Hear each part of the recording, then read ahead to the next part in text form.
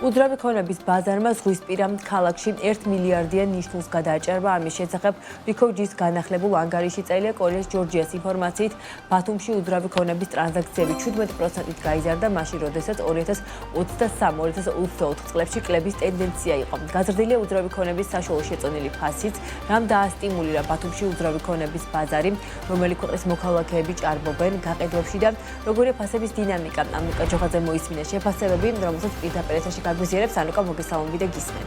თუმცა ბათუმის უძრავი ქონების ბაზრისთვის 2025 წელი რეკორდული აღმოჩნდა. გასულ წელს ბათუმში უძრავი ქონების ბაზარმა მილიარდიან ნიშნულს გადააჭარბა, წლიური ზრდა კი 260 მილიონი დოლარია.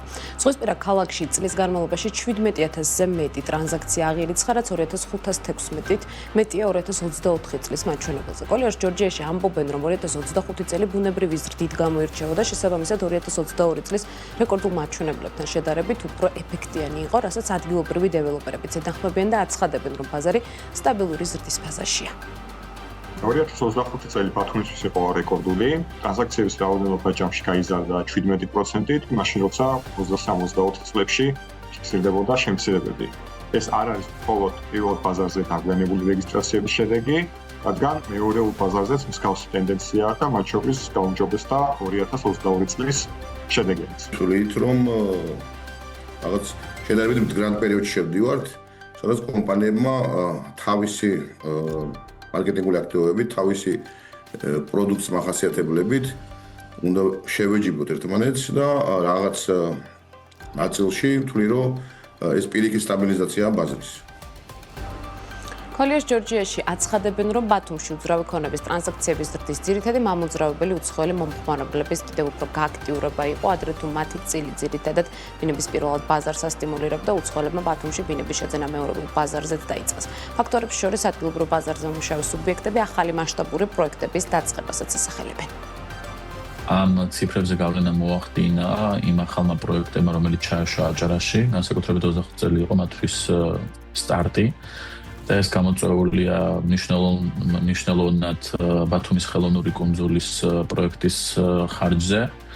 ბათუმის ამბასადორი FK Development-ი ელიუს ამას ასე ვთქვათ ბულვარის საწყის ეტაპზე ქალაქის შემოსასვლელში არის მესამე პროექტი დამატებული, Silk Tower-ი, რომელიც ერთ-ერთი უმსხვილესი პროექტი არის აჭარაში. ეს სამი პროექტი ჯამში ჩემი გათვლით აგენერებს დაახლოებით 15-20%-იან ზრდას გასულ წელთან შედარებით. ყოველ წლების ტენდენციაა, რომ საერთაშორისო კატეგორიები გაზრდილია მეორეულ ბაზარზეც.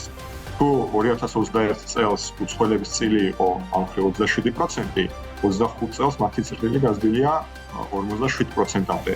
ხოლო წლის ჭრილში ტრანზაქციების ზრდის 70% მოდის უცხოელებზე. ბათუმის უძრავი ქონების ბაზრის გაყიდვების 70% უცხოელებზე მოდის, საიდანაც ყველაზე დიდი წილი რუსეთის, უკრაინის და ისრაელის მოქალაქეებზე მოდის. ადგილობრივი დეველოპერები და ბროკერები ამბობენ, რომ ამ ტრადიციულ ბაზრებთან ერთად გააქტიურებულია აზიური ბაზრები, ასევე გალფის ქვეყნები, რომელთა მხრიდანაც ინტერესი გასულ წლებში ნაკლებად იყო. ამასთან არსებობს მოლოდინი, რომ ინტერესი შესაძლოა გაიზარდოს ევროპაში მცხოვრები უცხო ქვეყნის მოქალაქეების მხრიდანაც.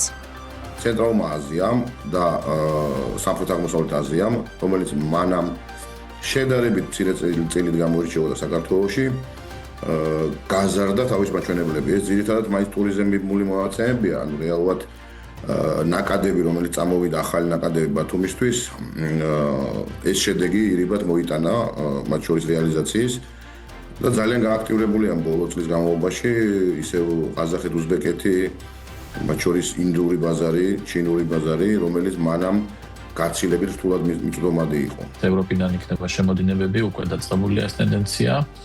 ასევე შუა აღმოსავლეთის ქვეყნები და აუცილებლად იქნება გალფის ქვეყნებიდან სამოავლოდ შემოდინებები.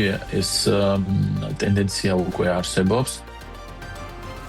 2025 წელს ბათუმში გაზრდა უძრავი ქონება, საშუალო შეწონილი ფასი ბათუმში რაც $1252 შეადგენდა, 2024 წელს კი $1040 იყო. კოლეჯის ინფორმაციით ახალი პროექტების მეორე ბაზარზე ფასების ზრდა წინა წელთან შედარებით 1.9% იყო, მაშინ როცა 2024 წელს ზრდა მხოლოდ 5.7% იყო. რა მოლოდინი უნდა გქონდეს ბათუმის უძრავი ქონების ფასებთან დაკავშირებით, ამ კუთხით შეფასებებს უკვე ჩვენს შემაჯამებელ გამოშვებაში მოისმენთ.